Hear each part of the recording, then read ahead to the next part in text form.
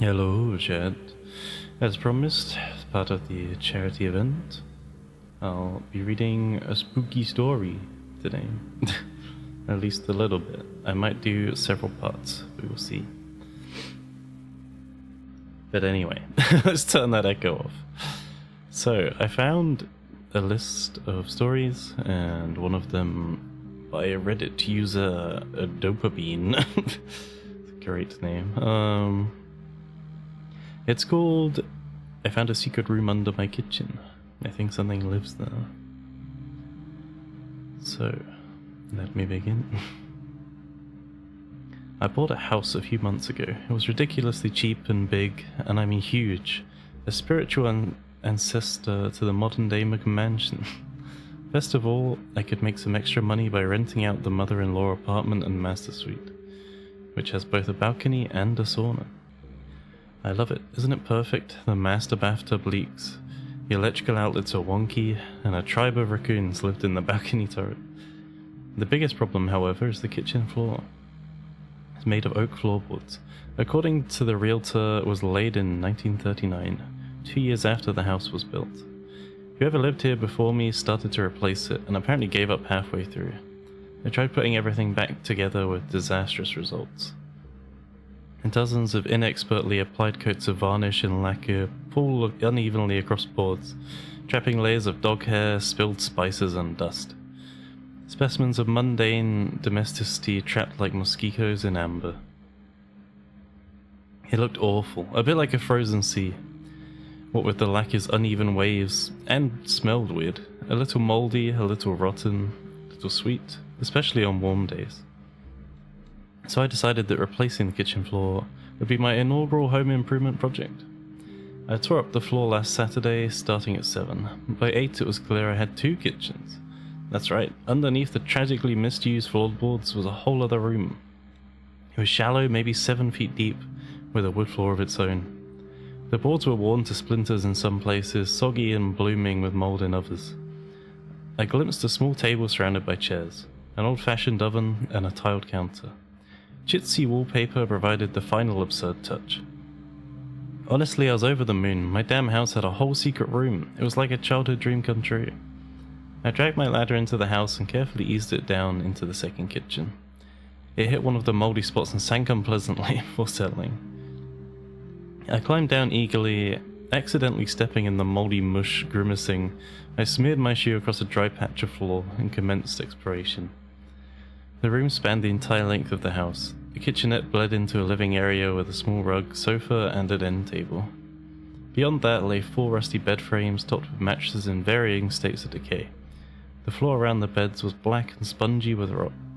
Every step left an indentation behind that quickly pooled with an oily substance. Past the beds was an empty stretch of floor. The boards quickly gave way to the hand-packed dirt. I couldn't tell if they were buried or if it had never been finished in the first place. At the very back of the room, flush against the wall, was a bookshelf.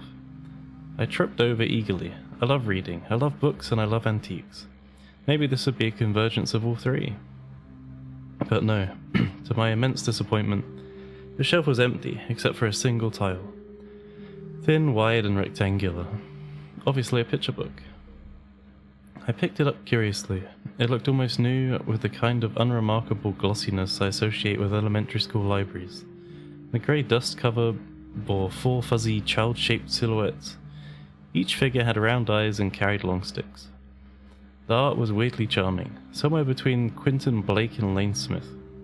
The austere title arced over the shadow children. The people who come after you. Excited, I pulsed again. Maybe this was a scary kid's story, or at least a playful, gory romp a la Roald Dahl. Oh my god. The spine creaked as I opened it. It was empty. No words or illustrations to be seen. Blank black pages gently reflected my flashlight beam. I flipped to the back. On the very last page were 2 lines. Neon green ink over dark paper. The people who come after you are the people who come after you. Mildly amused, I turned the page. Tucked between that cryptic little couplet and the end paper were 3 Instax pictures. In case you don't know, Instax minis are basically Fujifilm's answer to Polaroid cameras. For some reason I love the absolute shit out of mine. Since Christmas, I've probably spent more money on film than coffee. The first photo showed a beaming man on my front porch. On his front? Interesting. Arms slung around his kids. It had to be the family who owned the house before me, because I recognized everything. Familiar climbing roses snaked up columns, and my fat flower basket hung from the front beam. Even on paper, the family's joy was infectious. It made me smile. The next photo showed the kids together. The girl was a little older, with her father's apple cheeks and guileless smile. The boy looked timid, almost frightened. Something about him tugged my heartstrings. I know what it's like to be anxious in front of a camera. I love taking pictures, but I hate being in them. I tucked it aside and checked the last photo. My breath caught. It was me. Me, trying to smile but really just grimacing.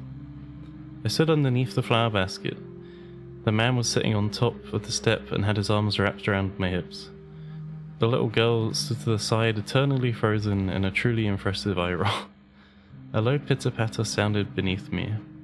I whirled around and swept my flashlight across the room. Shadows stretched and jumped, clustering in corners and dancing along the long expanse of wall. But that's all they were, shadows. A lovely accompaniment of scurrying rats.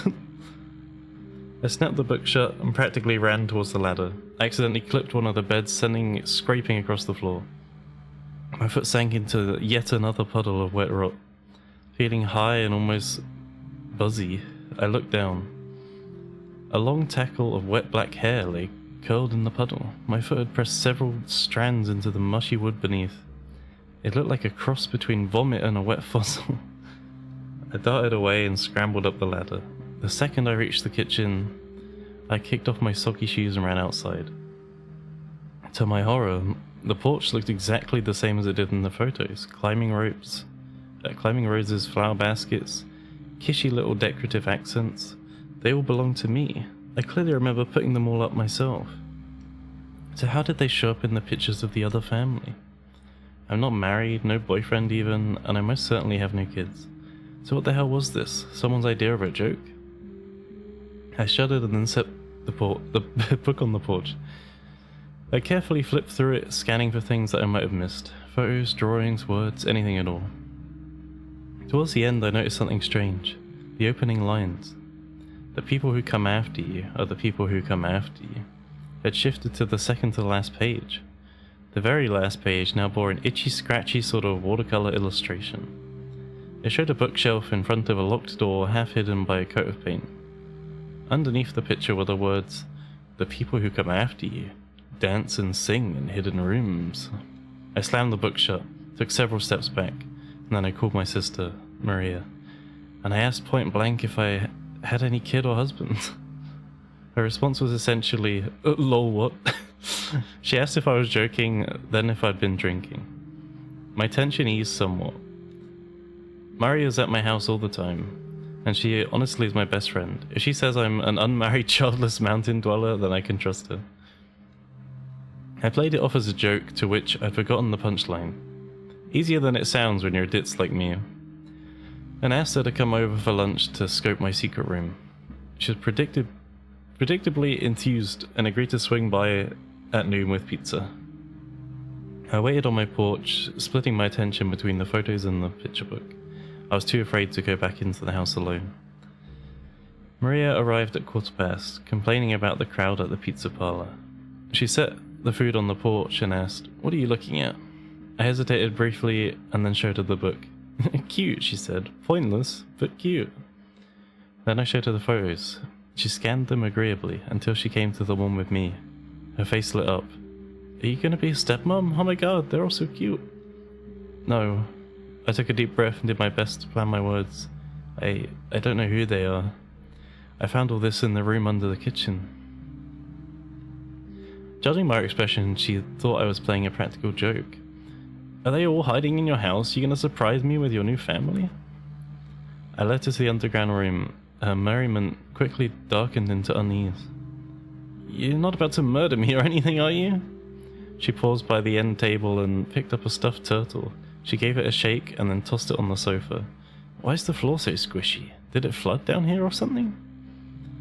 Suddenly, muffled music drifted through the room. It sounded low and weird, almost watery.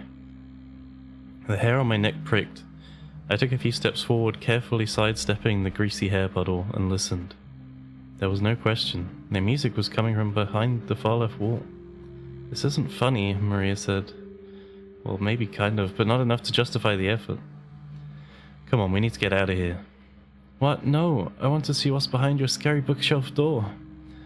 She strode forward and cried out as she slipped, tumbling on the ground. A hand sank into the wet hair. She pulled it up, eyes wide and horrified, as long tangles dangled from her fingers. I helped her to her feet and led her to the ladder, fighting the urge to scream as the music grew steadily louder.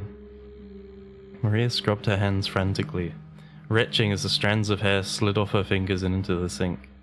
By the time she had finished, the music had cut out. I have to take pictures of this shit, she said. She whipped out her phone and pulled up the camera app. She framed the shot, then frowned. What the hell? What? She restarted the app, then tried again. This is insane. I came up behind her and looked over her shoulder. The phone screen displayed a showroom quality kitchen floor, whole and very much in place. No holes, no missing boards, and certainly no hidden room. I tried my phone and had the same result. We both saw the hidden room with our own eyes, but the cameras had other ideas. I ran upstairs and grabbed my Instax camera. I quickly shot several photos. To my relief, each one of them showed the kitchen as it was, torn apart to reveal a subterranean living space. Excitement evaporated once the implication hit me. Maria and I quickly left, but not before grabbing the picture off the porch. I did call the police. The music indicates that someone was actually living there, and in hindsight, the grease puzzles and loose hair scare me. Since it's a non-emergency issue, the dispatcher gave me an estimated call-out time of 6 hours. Seems a little excessive, but Maria's letting me stay at her house until then. I don't know what's wrong with my house. I guess the cops will shed light on it in a couple hours. But that doesn't explain the pictures of me and the family that doesn't exist. I hate to whine and plead for help, but anyone have any ideas? Yesterday I found a hidden room under my kitchen floor. Inside I found a bunch of things that don't make sense, including pictures of people who don't exist and a weird picture book that keeps changing. Towards the end I discovered something is living under there, so I called the cops for help. They sent someone out yesterday. Now the cop is gone and no one remembers him except me. He got to the house around 6:30 and introduced himself as Deputy Matthew Murphy, ma'am. By that point, Maria and I realized that no matter what we did, images of the floor and the hidden room wouldn't show up on the Instax or the camera phone. Maria convinced me to tell the cop about the pictures. Normally I wouldn't bother, but apparently Murphy used to date Maria. She had a high opinion of him and promised that he'd listen. He did, for about a minute, and then started an ominous line of questioning that made me paranoid about 515 holds. His callous dismissiveness brought Maria nearly to tears. She stormed out of the house, leaving me to present the grand tour by myself. Murphy lost no time climbing into the basement. He carefully inspected the rotted floor, the furniture, and the appliances with an increasingly disturbed expression. "You found this yesterday?" he asked. I hovered by the ladder, unwilling to go too deep into the room. "Yeah." He swept his flashlight beam over the ruins of the upper floor. "I can't believe it didn't cave in. Did you know it was like this?" "No. I'd get my money back if I were you." Murphy squatted by the sofa and checked underneath.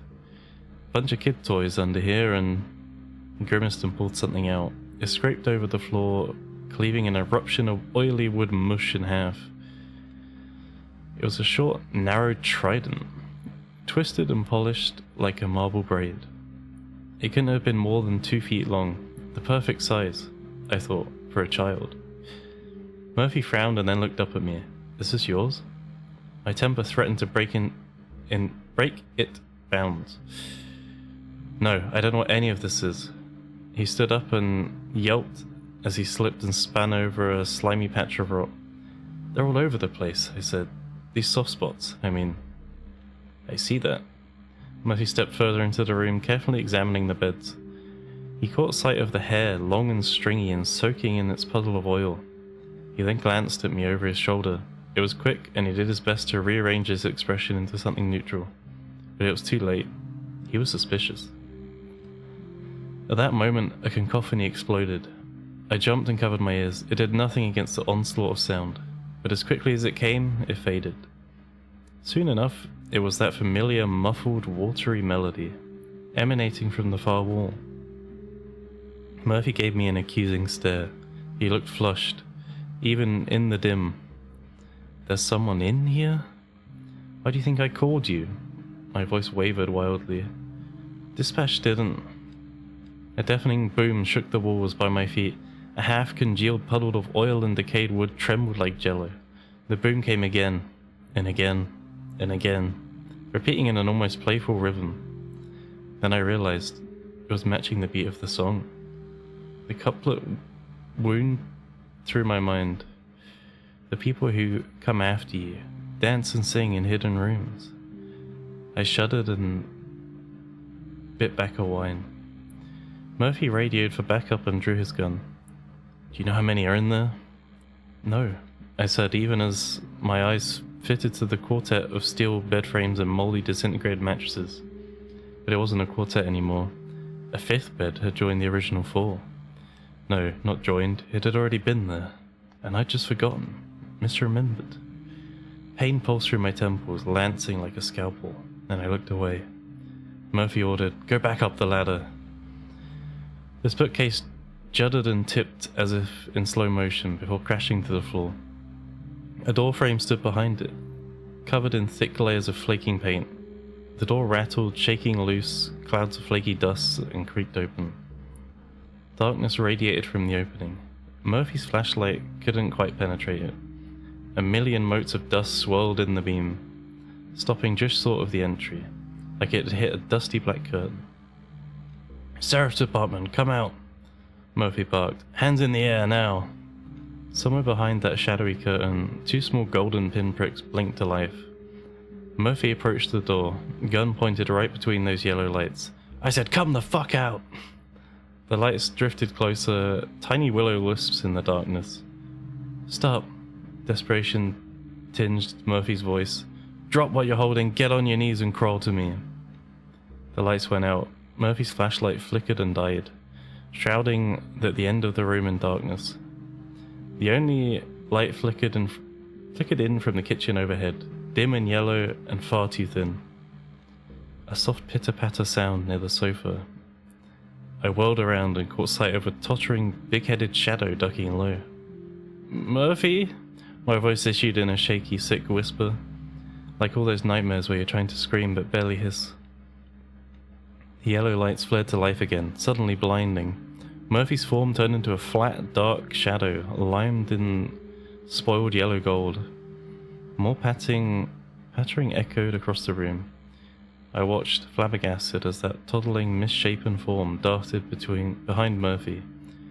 In its hand I saw the trident. "Murphy!" I wheezed. He whipped around just as the lights disappeared again. Silence fell, broken only by my ragged breathing. Then dark skittering filled the room. It gathered in the corners and spread, furtive and somehow unwholesome. I scrabbled for the ladder, nearly tipping it over in the process, and hauled myself up on dangerously weak legs. I'd barely taken a step when small, viciously strong fingers grabbed my ankle. I screamed and flailed. The hand tugged. I lost my balance and toppled to the floor. The ladder came with me, clipping my cheek. Sharp, starry pain burst across my head. I lay there, stunned, as the kitchen lights come back on. Then adrenaline resurged. I kicked the ladder off and darted away, gagging as my hand plunged through yet another pond of rotted mush. I pulled it out, panicking, as something inside pulled back. It twisted around my fingers, feeling for all the world like it was dragging me back. With a final desperate retch, I freed my hand. A massive cluster of wet hair came with it, long and light, maybe red or dark blonde. A sweet moldy swell erupted from the hole, halfway between a flower garden and a dumpster. I tried to flick the hair away, but only succeeded in flinging drops of oily water across the room. "Murphy?" I gasped. "Murphy!" He'd radiated for backup, I reminded myself. He called for help. They'd be here any minute. If I could just hold on. A small cold hand slipped into mine. I screamed again and reared back. It was a little boy with wet, filthy hair. Tear tracks streaked sallow skin. He rubbed his eye and sobbed. To my horror, I recognized him. He was the little boy from the photographs. The one who looked so uncomfortable in front of the camera. His lip trembled. Why did you come down again? Fresh tears dripped down his face. Are you trying to come after us? A bobbing, bulbous figure rose behind him. Its outline flickered and morphed, reminding me absurdly of a cheap cartoon, like Ed and Ed, Neddy, or whatever happened to Robot Jones. Another boom shook the walls, as the eerie golden lights fled at the end of the room. They were terribly bright, almost blinding. The boy screamed, "Go upstairs!" The lights bobbed and drifted forward. I feverishly lifted the ladder and wedged it up against the hole. I hesitated briefly, then extended a hand to the child. He shook his head. "I can't, Mummy. Go up now!" But it was hard to leave him. I wondered desperately if I could climb up with one arm while carrying him in the other. I glanced at the lights again, fighting down panic as I thought of Murphy. They were hypothetically beautiful, like flames made round and gentle. "Don't look!" the boy shrieked. "Go back! Don't come after us or we'll have to come after you!" That misshapen little shadow stretched and splintered into a hideous multi-limbed form. Before I could react, it wrapped itself around the little boy. Together they exploded into tatters of twitchy shadow. The lights were halfway across the room now. They approached with the slow, silent surety of a predator. I tore myself away and climbed up to the upper floor. As soon as my feet hit the floorboards, I ran outside screaming. Disorientation immediately set in. Full sunlight flooded my yard. Not evening, not twilight, not even sunset. Just unmistakably midday. Maria rushed to me. "What's wrong? Oh my god, are you okay? Did you get hurt?" I blabbed wildly about Murphy and shadows and tridents and little kids, quickly devolving into hysterical sobs. Maria helped me sit on the grass. It was warm and damp. Rich smells of greenery and smoke and freshly watered earth surrounded us and slowly soothed me. Maria brushed my hair away from my face. "Jesus, next time I'll grab the damn marshmallows." "What?" She looked at me strangely. I hopped to my feet and for the first time looked around.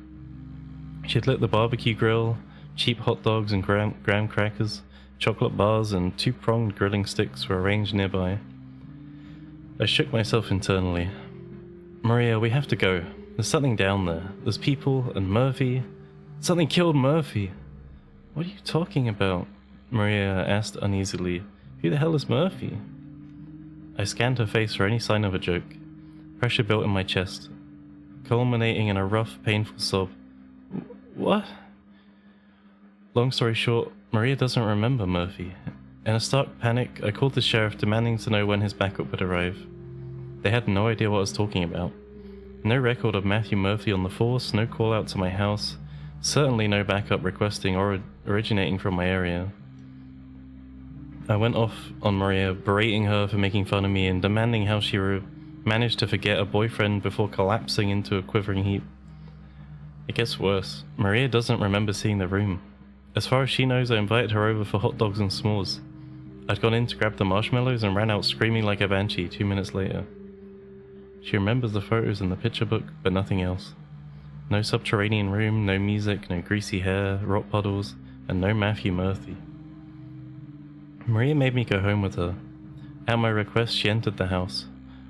"Holy shit," she yelled upon seeing the room under the floor, presumably for the first time, and gathered the picture book and the photos. Once I calmed down, I left a voicemail for my realtor, then sat down to look at the photos again. I wish I hadn't. The one with the little girl and boy has changed. Behind them and off to the side, peering over the bottom of the frame, is the top of an odd lumpy head. A blurry silver of misshapen eye is just visible. Even with the poor definition, I can tell it's green. Clear, unusually bright, sage green. The exact same color as my eyes. I don't know what it means, or if it means anything at all. I checked the book too. The pages are shuffled again.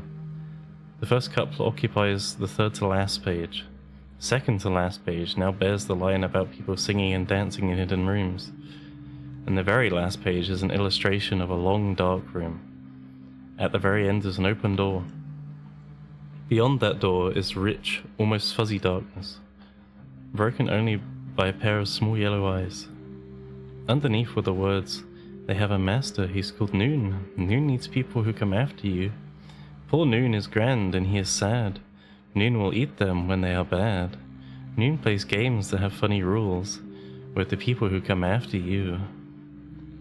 I stared at that silly watercolor picture, transfixed by those bright yellow eyes, and I cried for a long time. I'm more afraid than I've ever been, but I think that I have to go back. The thing that lives under my house ate a cop out of existence. Hell, it even ate the day and rewound the clock. What if I do have a family? What if that creature ate them too? They have to still exist somewhere. That boy called me Mum, and I have these pictures. Maybe it's a trick? But what if it's not? If they're trapped there, even one person is trapped there, how can I abandon them? I can't. So unless something changes, I'm going back tomorrow. I don't know who's coming after me, but I guess I'm coming after them now.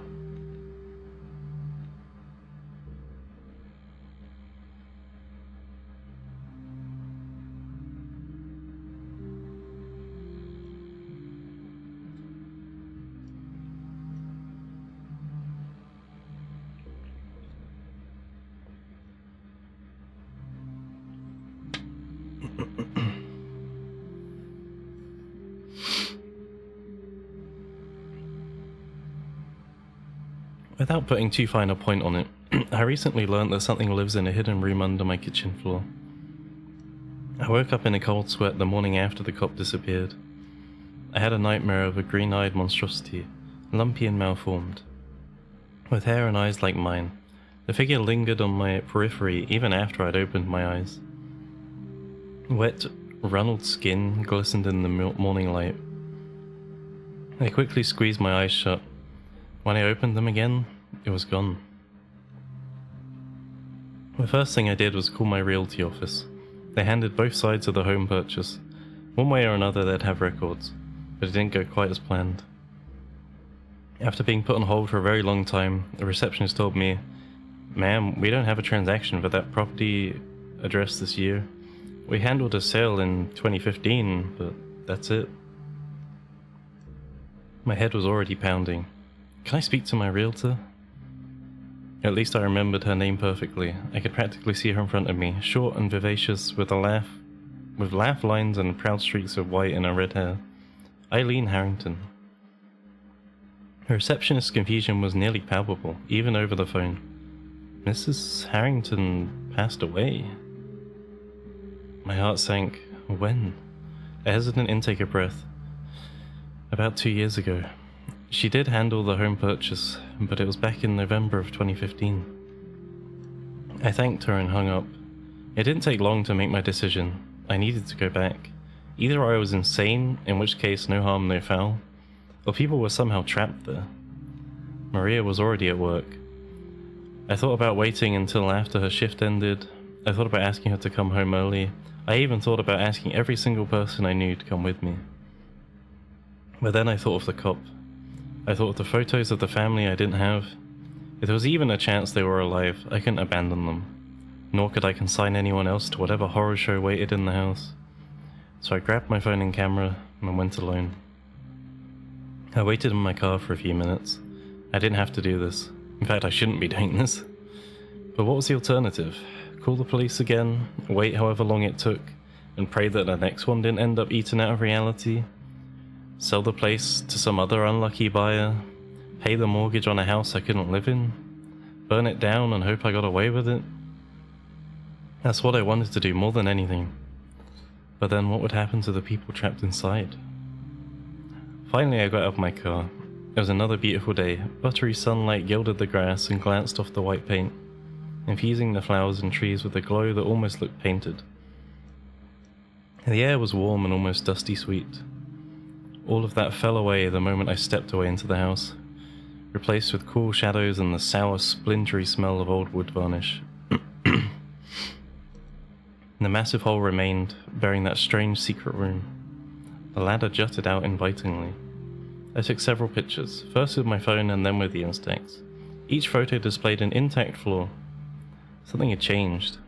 The boards were smooth and pale in the photos, obviously freshly laid or sanded. The torn up floor and subterranean room remained, of course, hidden from photos for whatever reason, but clearly visible in reality. My flashlight waited on the wooden island right where I'd left it. I flicked it on, tightening my grip as my hands began to shake, and descended into the room under the floor. It was much bigger now, narrow but far too long, stretching past the beam's reach, and I had to go all the way to the end. I had to open the door to find out whoever was trapped there, and face whatever had trapped them. I walked carefully, sidestepping the rotten spots. My heart pounded as I glanced around. Things had changed drastically. Dozens of toys were strewn across the floor, several stuffed animals were arranged in tight rows on the sofa, beady eyes glinted in the light, impassive and not quite lifeless. I shuddered and pressed on until the beds finally came into view. 5 identical frames piled high with toys, filthy blankets and broken, decayed mattresses. A dancing flashlight beam made shadows pulse and jump. Fear overtook me, and I stopped to take a deep breath. The shadows continued to move, like things were moving on the bed. Fear overwhelmed me. I squatted and set the flashlight down. The beam stilled, and with it most of the shadows, except one. One of the beds continued to move. The pile rose and fell steadily, like something was breathing underneath it. My breath caught in my throat. The bed shifted suddenly. Springs squealed and a sheaf of long hair spilled from underneath, glistening like an auburn gossamer. An involuntary moan escaped my lips, shrill and horrifically loud. The pile fell still for a moment and then grew. Toys and rusted springs and pieces of decayed foam cascaded onto the floor as a woman sat up. One who looked exactly like me. Her eyes and mouth were stitched shut. Wads of stuffing protruded from her ears. She stood and asked a question, muffled and wordless, of course, but there was no mistaking the up-tilted cadence of the words, and shuffled forwards. Her hands flexed, closing experimentally on thin air. I grabbed the flashlight and forced myself to my feet. It was a slow and painful, like walking through water. My foot plunged into a rock pit as soon as I took a step. The toe of my shoe brought up a clump of hair. I kicked it off, whining desperately, and froze as the wood mush shifted. A thick bubble rose and popped, revealing a small wrinkled hand. It grasped blindly for the ledge. Sobbing helplessly, I turned and ran. All around me the rot holes spread, growing to insane proportions, then bubbled and broke apart. Hands and arms, but mostly hair. Curled hair, dark hair, light hair, long and short, thick and thin. All of it slimy, wet, and rising up. I reached the ladder and hauled myself up. Hand over sweaty, slippery hand. My double followed clumsily, stumbling over toys and bubbling rock pits. I finally reached the upper floor. I jumped out and tried to run, but tripped and went sprawling. I rolled over sobbing, only to see that the floor was whole. No ladder, no hidden room, just smooth, pale, freshly laid floorboards. I curled up and wept for a while. When I finally stood up, the picture book was laying on the counter, thin, glossy and pretty, with that ominous title stamped across it in silver lettering. I'd left it at Maria's, but no matter. I opened it hesitantly and flipped through it. The book had reshuffled itself yet again, in the process adding several more pages. I quickly found where I had left off. Noon plays games that have funny rules, the funny people who come after you, and continued to read. When people who come after you play their funny games with Noon, they divide in 2, 3, 4, 5, and so many more. All are alive. Each one of them has different aims, but everyone plays Noon's game. Games are the way to give Noon dues, and when dues get paid, Noon leaves you clues. The people who come after you sometimes make Noon's favorite clues. If you lose the game, Noon eats you, and the people who come after you. A sudden series of thumps echoed from upstairs, followed by a shrill giggle. I immediately slammed the book shut and ran out of the house. To my horror, twilight had replaced midday. Worse, autumn had somehow overtaken spring. My apple tree drooped with clusters of ripe fruit. Small lopsided pumpkins grew along the side of the house, covered in thick leaves and vines. Vibrant layers of pink, violet, and orange overtook the western sky, brilliance underscored by the dark, craggy hills in the foreground. As I spun around, trying desperately to orientate myself, a car trundled carefully down the steep driveway and parked. Panic immobilized me. Should I go back in the house? Stay put? Run? A tired-looking man exited, balancing a drink carrier and a bag of fast food. He needed the door shut, locked in the car. Sorry. He needed the door shut, locked the car, then approached with a sheepish smile. There was no question. He was the man from the photos. Hey, I'm sorry for snapping at you. Smile faded. Anxiety replaced it, followed for just an instant by a resentful sadness. What's wrong? The words didn't want to come, but I finally choked them out. Who are you? Crows watched us from the almond tree in the front yard, rustling and cawing softly. A man's eyes shone in the blue twilight, tired and terribly cold. I'm gonna call your sister. He went into the house. Kiva, Brandon, dinner! After a moment of helpless confusion, I followed him just as two kids flew down the stairs and across the living room. I recognized them immediately. The little boy and the girl from those pictures. Imaginary people. People who don't exist. Except, obviously they did. The girl pulled ahead, leaving her giggling brother in the proverbial dust. When he saw me, his smile widened briefly, then darkened. He stopped in the middle of the room, watching me as the girl turned on all the lights. She noticed her brother was no longer in pursuit and turned. What's the matter? She doesn't know who we are, the boy said in a small voice. His chest began to rise and fall rapidly. Noon got us. Who's Noon? I asked immediately. Their father shot me a furious look. Guys, what did we just talk about? Brandon began to cry. It's okay, Kiva said weepingly. It's not too late. The man wrapped his hand around my elbow and pulled me into the kitchen. I can't let you do this to them, he hissed. You have to go somewhere. Maria, whoever, but you can't be here until we figure out what's wrong with you. He bit his lip and stepped back, then rubbed his face. Something told me I should feel hurt, but I don't know him. I don't know any of them. Well, enough to care. What I cared about was the perfectly intact kitchen floor. You going to tear up the floor? I asked. Briefly, the man pressed his hands to his face. We already did. We're done.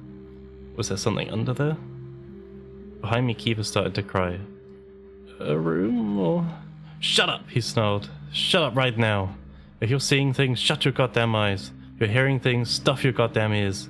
I can't handle you. Our kids can't handle you. Shadow shifted weirdly on my periphery, and I turned. Behind the kids, crouching at the foot of the stairs, was a small misshapen creature holding a little trident. Green eyes glimmering in the dim, the exact color and shape of mine, and the same, I realized, as the little boy's. I watched helplessly as another larger shadow crept up behind it. The bigger one had the same awful, impossible proportions and ruined skin. It was the thing from my nightmare, down to the hair and eyes. The man fell abruptly silent. I tore myself away and looked at him, wondering if he had seen the monsters too, but no, he was transfixed by the kitchen floor.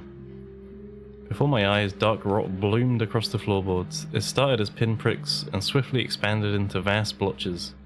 They blossomed and spread, melting the floor away like acid. The darkness stopped just short of my feet and continued to eat through the wood. The man grabbed my hand and tried to pull me into the living room. The instant he took a step, the darkness surged forward like a tide, dissolving the ground beneath us. We fell together, landing in shadow puddles of pulpy rot. Two little heads peered over the edge of the upper floor, staring down at us in horror.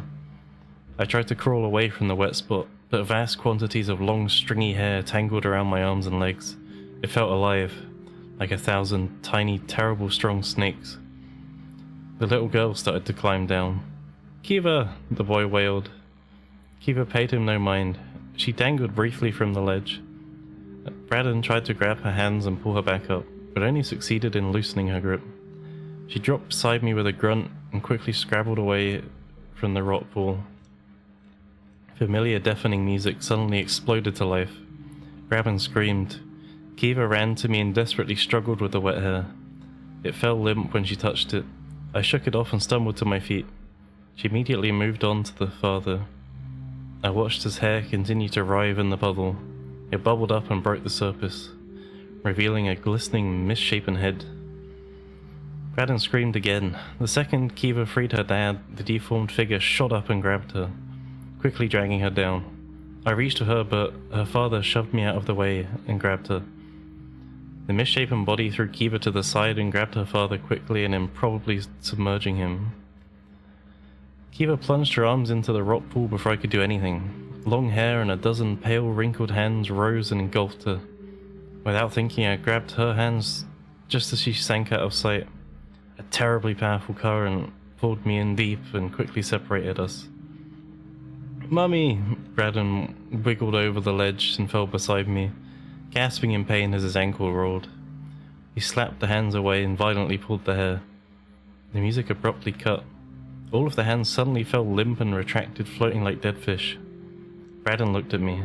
Tears streaked in his face, and his breath hitched. "Don't come after us again." The hands sprang to life, terribly pale and inhumanly long, but before I could react, they pulled him under. "No!" I tried to reach into the puddle, but only met hard, wet floor. I punched it, sending up pathetic little splashes of stagnant water and pulpy rot. Fury overtook me. I stood and charged to the back of the room, to the bookcase, to that door, to whoever made that awful music, to whatever had stolen my family. Blinding light suddenly engulfed me, bright and yellow as noon's eyes. I tripped and went sprawling to the ground. Under my hands and knees I felt warm grass. I opened my eyes. I was back in my yard. It was midday again. A color cacophony of flowers filled the garden. Bumblebees drifted past as birds sang. My car waited in the driveway, coated with dust and pollen. Crying, I got in the car. My phone was in the cup holder. To my surprise, it was less than 5% battery. It had been in the high 90s when I drove over here. Worst, I had 100 missed calls and as many texts, all from Maria and my boss. The reason soon became apparent. According to the calendar app, I'd been gone for days. I drove to Maria's house immediately. She wasn't there, which made sense. It was the middle of the day on a Friday. She'd be at work. I put my phone on the charger and immediately called her work number. She didn't answer, so I left a message. I've been waiting on her couch since. Amazingly enough, I actually fell asleep a little while. When I woke up, the people who came after you was on the coffee table. I opened it up and found one new page. It's crowded with dozens of shadowy figures, frozen in a morass of frenzied violence. The text beneath it reads, "You might not win, it's very true. So here's an important clue. If noon first eats the other yous, you'll find the people who come after you." I don't know what to think. I looked up local property records. Soon enough, despite all memories to the contrary, I bought the house in 2015. I was the only buyer though. Maybe I'm insane. But if my husband and children were pulled out of existence, of course his name wouldn't show up on any legal documents. I'd be inclined to think I was crazy if it wasn't for the book and the marks on my arms and legs. My skin is covered in bruised welts, some are long and thin, some are shaped like odd, long-fingered hands. Maybe I should let it go. Except that I escaped Noon, whatever he is, and go on with my knife. But I don't want to leave anyone behind. Even if I don't remember them, I have kids. They're trapped there because of me.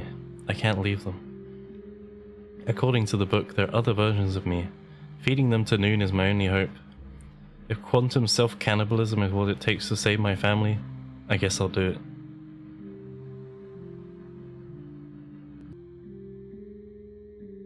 The last foray into the house hurt me badly, nestled within a map of bruises with thin wounds. The kind made when you tie your arm with a string and pull far too hard for far too long. Those long, bruisey welts continued to swell, long after I'd left the house, until they too split my skin open. Under the myriad shades of skin, puffy white and angry red and ominous purple, was a bright wicked yellow, like I was jaundiced. Over the course of several days, I watched that yellow radiate outwards like a blood poisoning. Under these and all other circumstances, returning to the house unprepared seemed especially idiotic, so I did my research. First, perhaps unsurprisingly, there's never been a children's book called The People Who Come After You. Second, I combed through every available public record and found nothing to indicate that I'd ever been in a marriage or domestic partnership. I don't even have joint accounts on my credit report. Third, I bought the house over a year ago. The deed transferred to me several months before I remembered even seeing the house, let alone buying it. Finally, I found the person who sold me the house. Her name was Martha Clark. To my dismay, she died several months ago. Fortunately, her daughter is still very much alive. She invited me to her house, which turned out to be an assisted living facility. The moment she answered the door, I knew something was wrong with her. She looked both distant and wary, like she wasn't all there, but just enough of her wits about her to know she was being followed. "Hello? I'd like to talk to you about your mum's old house," I said. "Of course you do," was the response. She gave me a pained smile. "I think it must be mold or something in the paint. Paint can do strange things to people. What did it make you do?" Unsure of how to respond, I stammered. "I found pictures of myself with people I don't remember. They look like a family, my family, but I don't have one." "Got to be mold," Miranda fretted. "A hallucinogenic fungus. You should fumigate the house." "I will. Did you have experiences like mine?" "Mum did." A long nervous pause took root and spread. When she finally spoke again, a quiver entered her voice. "Martha was a terrible mother, but she became especially unhinged on Miranda's 12th birthday. That was the year Martha became convinced that Miranda had a sister named Sarah. Except Miranda was an only child. There'd never been a Sarah, or any other sibling. But Martha was panicked. Inconsolable mess. As the summer sun blazed overhead, she tore the house apart looking for Sarah. But as soon as evening fell, she forgot everything. She forgot Sarah, forgot her outburst, even forgot Miranda's birthday. When Miranda asked if she was okay, Martha said, "I'm fine, why wouldn't I be fine?" "You were crying about Sarah." "Who's Sarah?" She went to bed, calm and happy. By noon the next day she was once again screaming, hysterical mess. For 2 weeks this was the pattern. Around midday, Martha began to scream and rant for a child that didn't exist, call for help, and eventually demand birth records, school records, and all manner of things. This was all to no avail. Sarah did not exist. Therefore, no one had any records for Sarah. By nightfall, Martha invariably returned to her usual self.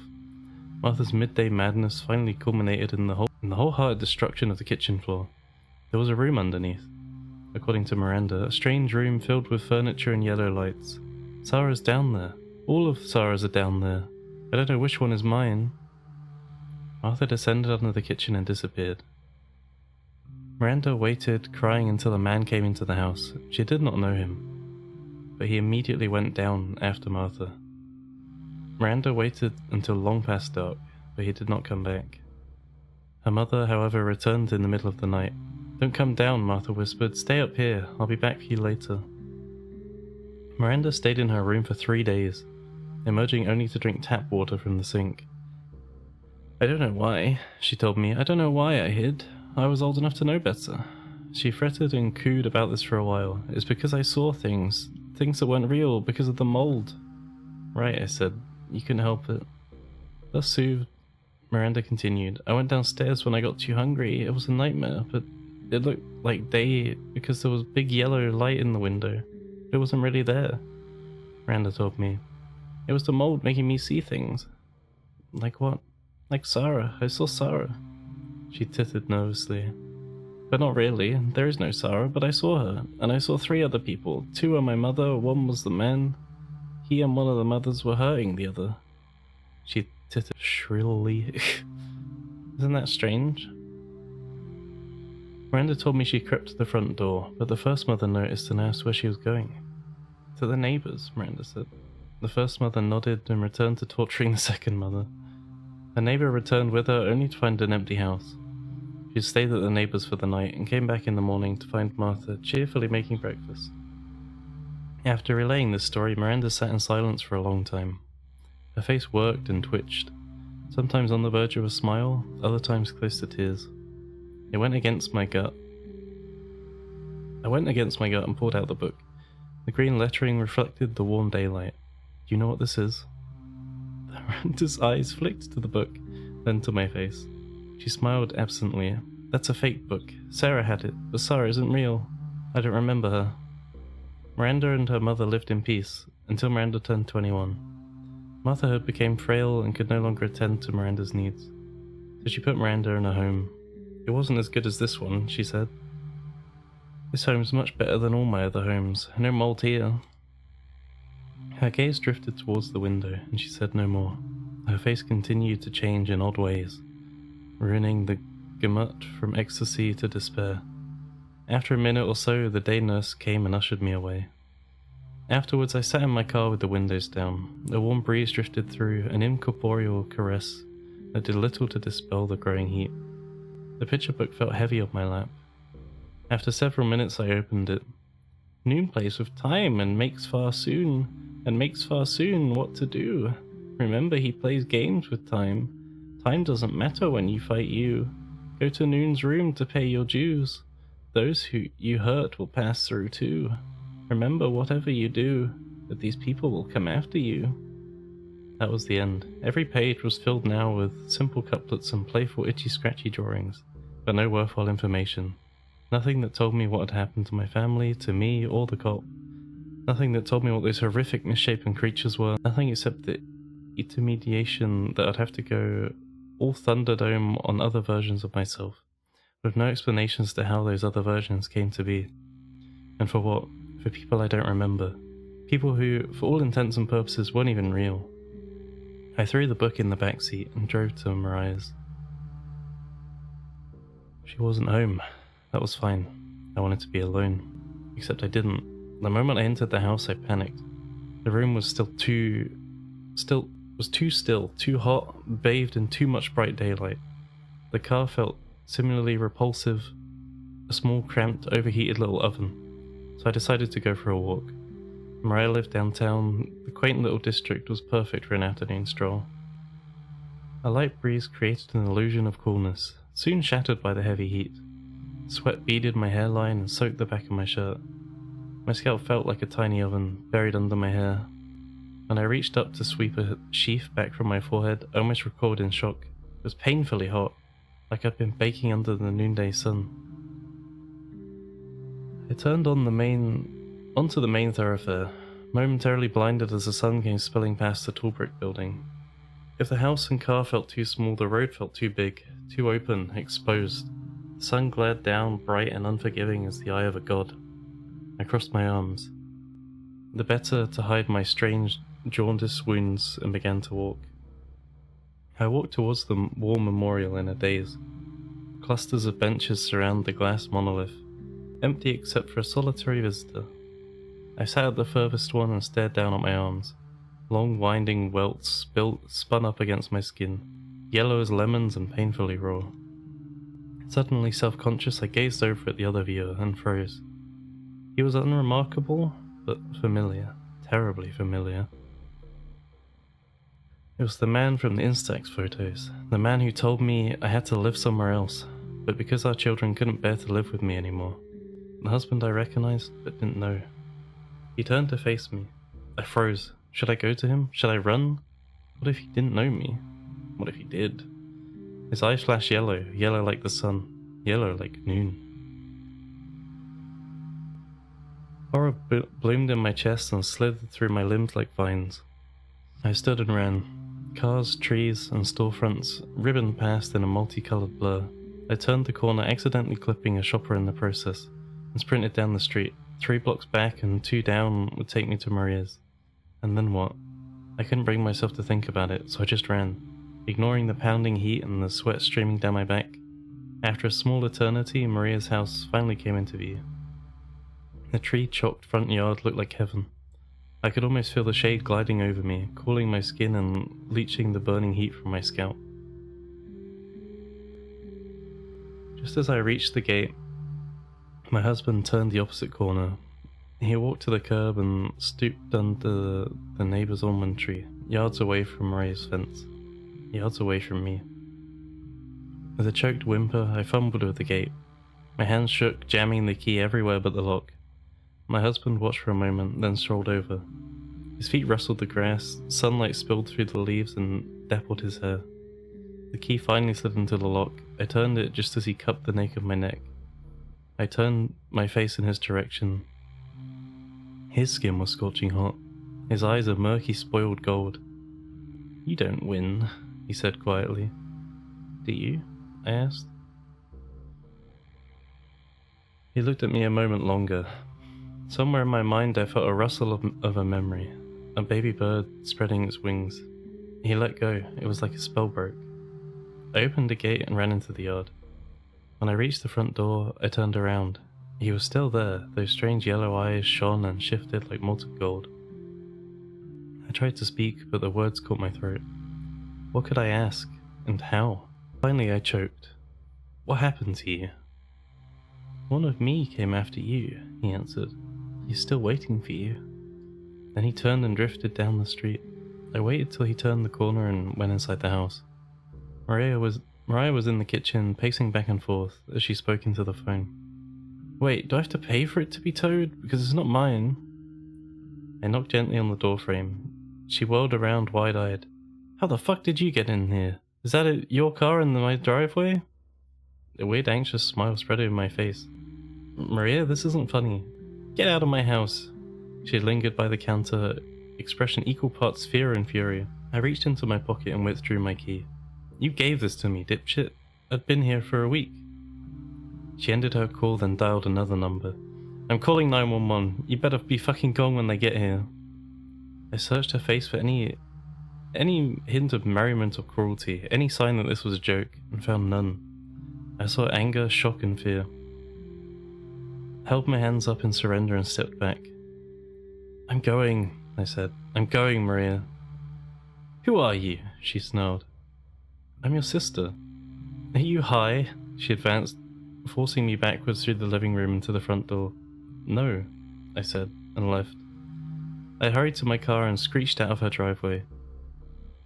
Only when I'd reached the little two-lane highway that sneaked up to the mountains to my own home did the import of what happened hit me. She didn't know me. Maria didn't remember me. If Noon plays with time, does that mean I was already doomed? That he gets me no matter what I do? The route grew wilder, suburbs and storefronts swiftly giving away to a golden vista carpeted with poppies and framed by rolling hills. I slowed as I approached my house. My heart jumped into my throat when the yard came into view. There were people there. 7 people running around my yard. This was it then. Something had happened. Maybe in the past, maybe in the future if the book was to be believed. And I no longer existed. I parked across the street and stared. It wasn't a new family playing in the yard. It was mine. Me, Braden and Kiva playing tag under the apple trees. My husband sat on the porch snapping pictures and hiding his phone whenever my double caught him. Twinned around one of the columns just inches away from him was that shadowy, malformed creature, covered in lumps and weeping sores with a misshapen head and eyes like mine, but brighter. I rolled down the window to get a better look. Something was wrong. It was midday, 1 in the afternoon, give or take a few minutes, but the yard was dark, suffused with the deep violet tinge of dusk. They were trapped in a bubble of evening. Not trapped, separated, existing in another layer of time. So why could I see them? I thought of Mariah's angry face, of Noon's yellow eyes bobbing across the hidden room, of my husband's burning skin. A lump rose in my throat. I had to be insane. Memory loss, memory fabrication, blackouts, hallucinations, delusions. I was crazy. The curtains swayed in the living room window. I watched transfixed as the long, discoloured fingers pulled the drapes back, revealing a long, angular face. Curls of blackened skin lay over swollen red flesh. Blisters peppered the ravaged skin, and a pair of molten golden eyes burned like tiny twin suns. I felt them all the way across the street. Concentrated beams of dry, relentless heat. It beckoned, then disappeared. I gasped suddenly. It was like a trance had broken. The yard had darkened. Braden and Kiva were now alone. I heard their voices, but I couldn't make out their words. Something flickered on my periphery. I turned and gasped. Burn scars bubbled over its skin. A living relief map. Wisps of auburn hair sprouted from the devastated ruin of the scalp. One eye was fused shut with a stiff glob of tissue. The other shone a clear, olivine green. It was me. Sick, hysterical laughter threatened to explode from my chest. "You need to see what they're doing," my double said. "Hurry, the game's almost over." I hesitated, but what could I do? I had no family, no sister. Soon I might not even have a house, or life as I knew it. And if this was real, if I had children, I had to help them. So I got out of my car and followed her. What happened? Noon went after them. The kids? I don't know all of Noon's rules. He preys on the kids, he plays a game with them. I don't know what it is, only that the game targets the adults. If Noon wins, he gets everyone. If the children win, everyone comes back. Did they win? No. Why are there multiples of us? A new version appears every time someone makes a rescue or escape attempt. Failure makes time reset somehow. It's one of Noon's rules. We all keep failing. How many are there? 27 Kivas, 25 Bradens, 4 Christophers. Christopher's our husband? He got out of the house, but he didn't kill his other selves, just like you. He'll burn alive soon, if he hasn't already. I thought of his fingers burning my neck like soft irons. Then I thought of my yellowing skin and shuddered. How many of us? 19. I killed most of them. We stopped just short of the yard within that bubble. Dusk has settled, swiftly darkening to evening. It was beautiful and insane. A pocket of cool spring night nestled in the stifling heat of summer. Now there are 3. I hesitated. Are you the real one? We're all real. She nudged me towards the yard. Inside. Brisk evening swept away the suffocating heat, inducing a pleasurable shiver. Is this the only way in? Kiva insisted. It's small. Noon can't get out. If they open the floor again, Noon gets out. If they open the floor, then they can help, Braden insisted. They can't help, you know the rules, was Kiva's bleak reply. This is their 3rd game, my doppelganger said. They already killed Kiva's first version, cut her throat as soon as she grew from the floor, but they missed Braden's. The first ones are the worst. Neither Braden nor Kiva seemed to notice our presence. I watched in horror as they pushed and tugged at a large wire grate. What are they trying to do? They're going under to kill themselves, their other selves. The grate fell with a loud clatter. Kiva and Braden exchanged a terrified look, then Kiva lowered herself down. Braden released a sob and followed. I stepped towards them, but my doppelganger pulled me back. We have to go through the floor. She led me around the house. The quality of light changed as we approached the front door. Dusk, evening giving way to the crisp, rosy illumination of early morning. We went inside. The kitchen floor was intact, smooth and clean, sanded and awaiting its final coat of sealant. The Instax camera sat on the kitchen island right beside the flashlight. Impulsively, I picked up the camera and snapped a picture. It developed quickly, showing an image of a torn-up floor. Someone stood in the corner. I recognized the long dark hair and sharp, fine-featured profile. Maria. Goosebumps spread over my arms. I glanced up, but of course I didn't see her. Why don't the cameras show what's really here? I asked. They do, but cameras are like everything else. The rhythm and inflection of her speech sent tendrils of panic through my heart. It was too familiar and too alien all at once. Trapped in the dominant layer of time, layers that all equal here, but the camera, like our eyes, can only show one. A shrill scream sounded from outside. Kiva! I lurched for the door, but my doppelganger pulled me back. You can't break the rules. Suddenly Mariah's form materialized in the shadows, huddled and gasping. Greasy wet hair hung from her fingers like marionette strings. Blood drenched her clothes.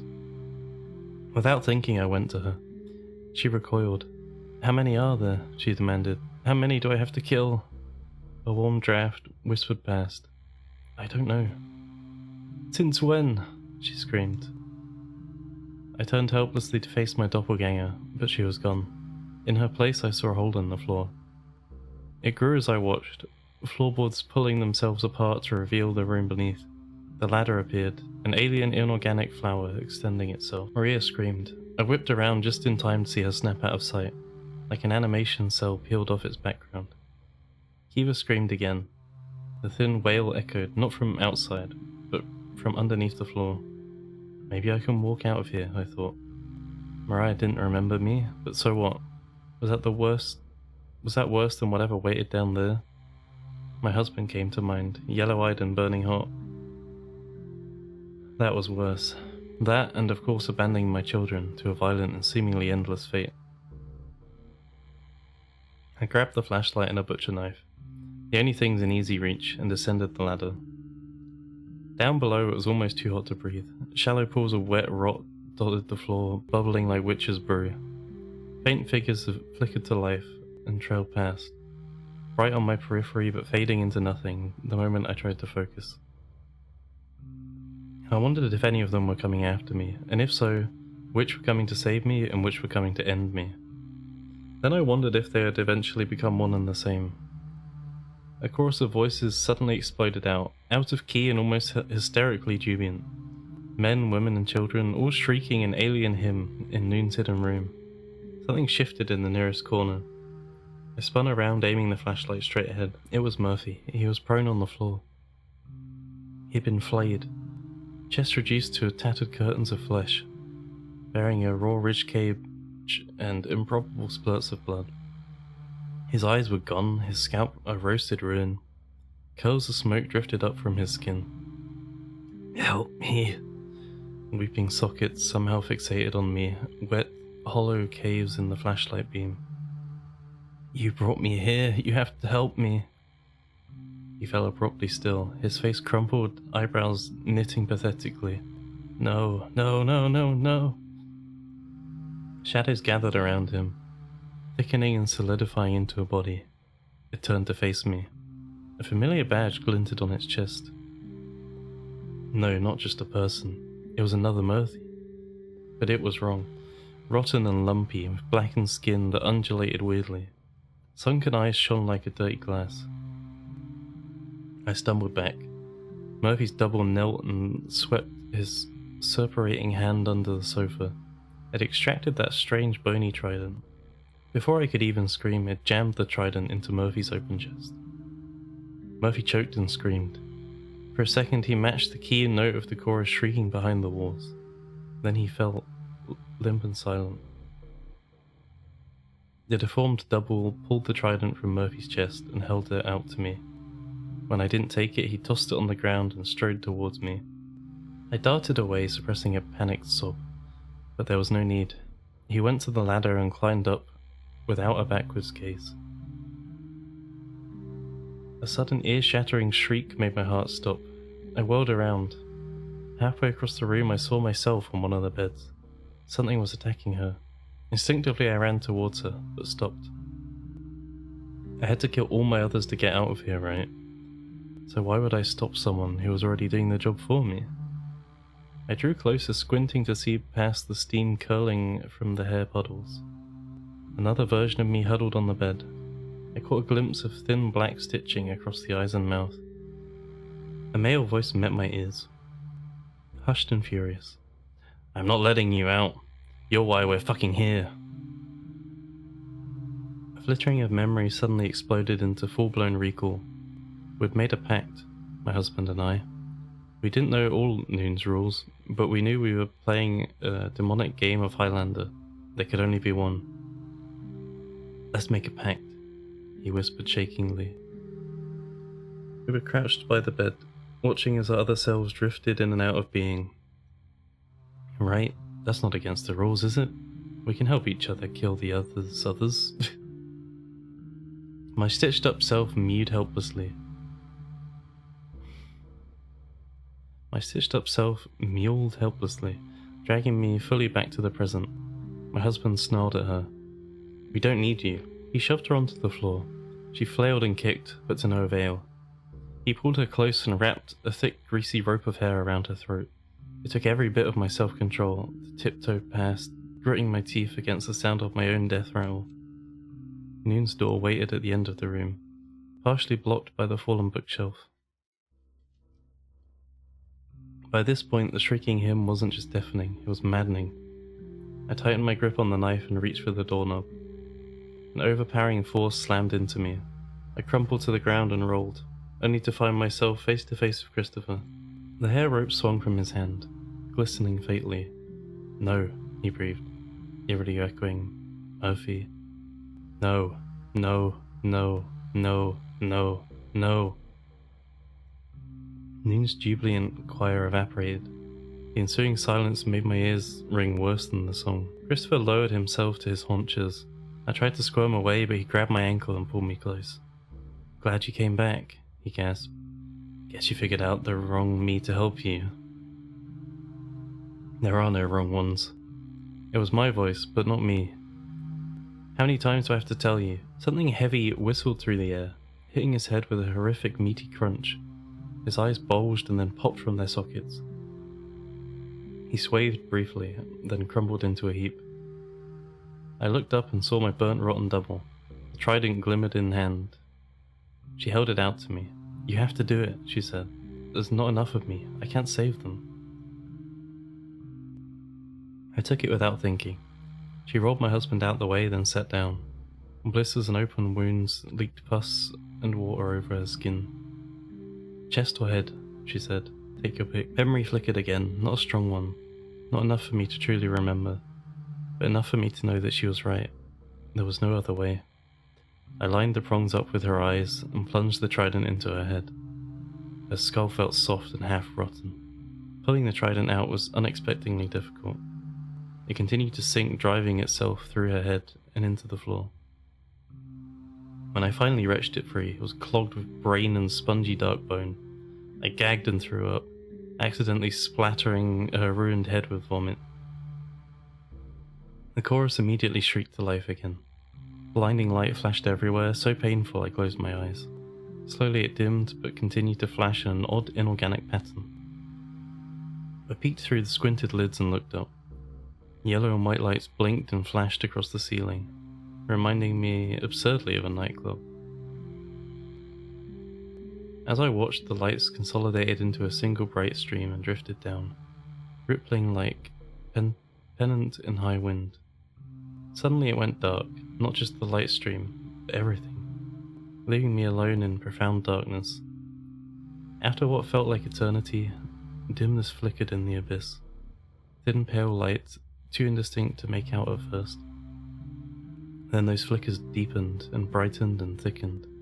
Before I knew it, I was watching time, all of it, every layer, all at once, snaking past like bright eels caught in a dark whirlpool.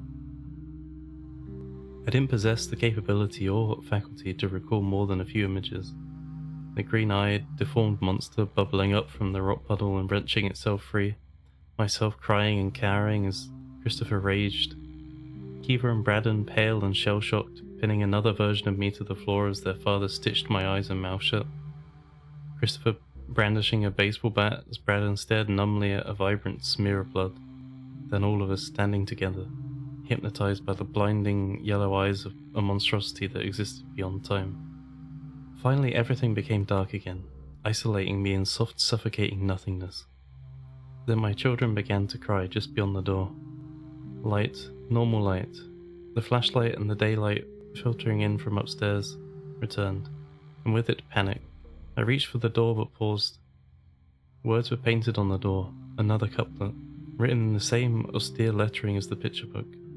The people who came after you wait for you in Noon's hidden room. You only get to bring back two, although all came to help and heard you through. The door creaked open, darkness flooded out like a tide. I went inside, and immediately I was outside in my front yard staring at the porch, while my husband struggled to hang a flower basket. Kiva and Braddon screamed with joy and ran to me. "Did you come for us?" Kiva bleated. One of her eyes was gone, replaced with a smoking hole. She nudged my arm, I reached for her hand, but only encountered a warm stump. Braddon came up beside her, sniffling. Dark runnels of scorched flesh smeared his face, stretching from scalp to chin. Yes, I whispered. Kiva buried her face in my belly and began to sob. Braden grabbed my elbow. We have to hurry. I turned around, but I only saw the street. The door was gone. Of course it was. We were outside after all. Into the house, he said gently, and down under the floor. I glanced at Christopher, who didn't seem to notice us. No, Kiva said. I shoved my kids through the yard and towards the side door. I opened it and found myself face to face with Braden's lumpy, malformed doppelganger. No, Braden whispered. I was here longer. But I did more to help, it said, then ran Braden through with the trident. Kiva squalled as Braden collapsed. It's okay, I told her senselessly. We're all real. Deformed Braden stepped aside. I ushered Kiva into the house. To my horror, another Kiva waited in the living room, whispering gentle assurances to another Braden. My Kiva suddenly wrenched the trident from the deformed Braden. They wrestled madly for an instant, but she had the element of surprise and managed to stab him in the head. She shoved him away disgustedly and focused on the other pair. Take them. Her breath hitched and she started to sob. I don't want to go without my Braden. Kiva, I said. The word was strange on my tongue. She shook her head as tears streamed from her remaining eye. Do it, Mama, please. The other pair watched with hollow faces. I love you, Kiva. I lied and killed her. Then I went to the other pair. Come on, we have to hurry. They only stared at me with empty eyes. I tried to grab their hands, but they pulled away. I don't think we came first, Braden said. So we aren't the real ones, Kiva added. We're all real. Kiva shook her head. You better run before Dad comes. At that moment, the front door creaked open. I turned and Christopher stepped inside. It's okay, Kiva told me. We still love you. My husband lunged at me. I dodged and ran into the kitchen. There was a hole, and under it the room, and rising from it the ladder. I descended quickly, sobbing as Christopher watched. The second my feet touched the floor, the screeching chorus started up again. I started to scream along with them. Bodies living and dead littered the room. Ravished corpses, smoking bones, tassels of flesh and shreds of organs laying across the room like snowfall from hell. Some were me, some were my husband, some were Kiva, some were Braden, and some were Maria. They grabbed at me, pulling my clothes and scratching my skin. That screeching hymn issued from the mouths of all. The ladder began to rattle. I spun around and saw my husband climbing down after me. The children came after him, looking nauseous and curiously blank. I turned and ran, kicking away the supplicating hands of all the people who came after me. I feverishly checked for anyone whole, anyone who looked alive and undamaged. But all were burnt and destroyed, torn to pieces, rend limb from limb. My husband had the only unarmed pair. I ran to the back of the room. The iron beds were reduced to smouldering ash. Dying embers pulsed within, reminding me of hearts. The door to Noon's chamber was open. Bleeding darkness like a wound. Primal relief flooded me, and then two hot yellow pinpricks blinked to life and drifted forwards. I skiddled to a stop, and slipped on a sheet of greasy hair. It tangled around my ankle. I tugged desperately, and to my horror brought up a head. Maria. Her eyes opened. The floor buckled and broke apart, leaving her free to claw her way to the surface. I keep coming after you, she screamed. Now take me back. I ignored her and crawled to the door. The lights, Noon's bright yellow eyes, bobbed forwards. I felt relief again, but a different kind. Not the relief of escape, but the kind of relief particular to the end. Dim hints of memory lurched and nibbled at the edges of my mind. I'd done this before, I realized, more than once. I don't remember the specifics, but I know somehow that this is the furthest I've come in Noon's game. Blinding light suddenly shafted down, devastating and burning hot. The floor shook, and the mad shrill hymn finally cut out for good. That memory burst forth, so powerful it was like I was reliving it. I was kneeling before those dancing yellow eyes. My children's corpses lay before me. Their heads were bloody ruins. Braden's raptured eye lay on his cheek. Pain consumed me, a profound hysterical despair that was heavier than the earth. Noon stared at them while I sobbed. Finally I begged, "Will you let me play too?" His eyes exploded into yellow fire and I screamed. The floor quaked, pulling me back to the present. Those burning, blinding lights slid across me, leaving damp cold in its wake. And then, silence. After a long time I looked up. I was in my living room, kneeling in front of the fireplace. Yellow flames danced, giving off too much heat for such a small fire. Braden and Kiva were huddled beside me. Tear tracks streaked their faces. I tried to remember them, their births, infancy, holidays, anything, but could not. "What was the game?" I asked.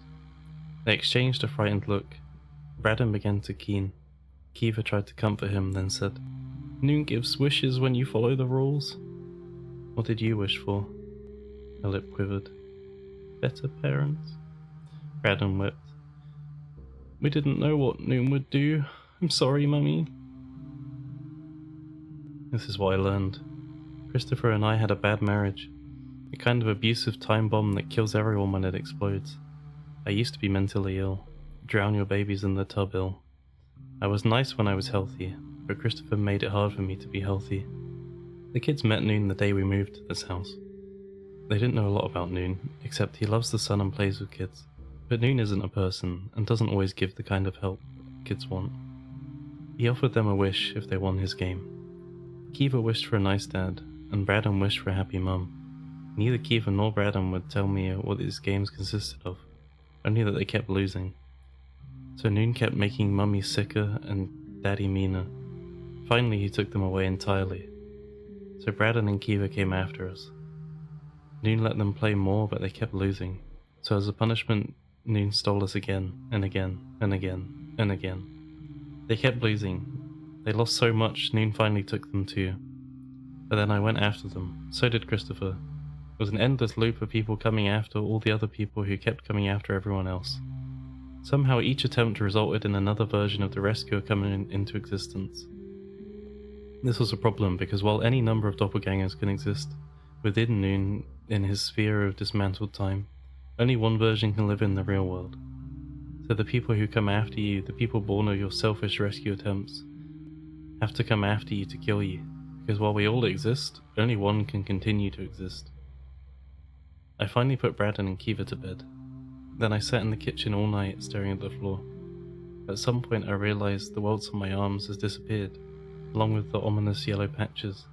Within a week I put the house up for sale and left town. On the way out I went to see Maria, but she wasn't there. A small family lives there in her house. He told me they've lived there for 6 years and have never heard of my sister. I cried for days and found myself wishing my children had disappeared instead of her. I think she's gone because she failed to kill all of her doppelgangers. Like Christopher, who escaped the house and ended up burning alive for his trouble.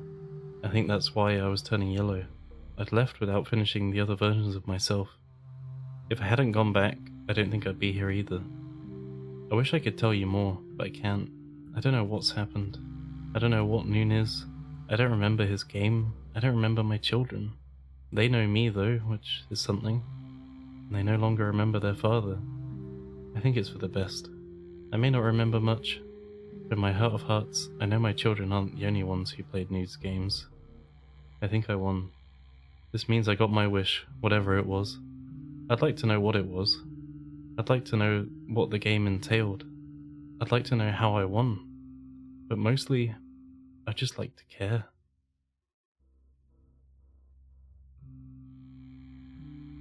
Wowzers. That sure was a story. Holy moly. I messed up a lot in the second part, by the way, this final chapter. So hopefully I can fix that in post. You will see. Either I stumble over every other word, it's horribly cut together, or maybe I fixed it in a good way. But yeah, I hope you enjoyed that. That was the secret room under my kitchen. Which was a disturbing story from a Reddit user who was called, just said at the start again, but I'll say it again anyway. By Reddit user Dopamine. Yeah. So, that's my charity goal. Done. I guess, yeah, I don't know if I'll do this in the future, but who knows? Maybe for another goal at some point. It took a lot to read all of that. I don't normally read, like, in general, let alone out loud. And to date this, I recorded this just after doing the duet with Melody. So that probably also ruined my voice for the last part. But hey ho, it is what it is. Anyway, thank you for listening. / watching, but mostly listening. Hope you enjoyed. Bye bye.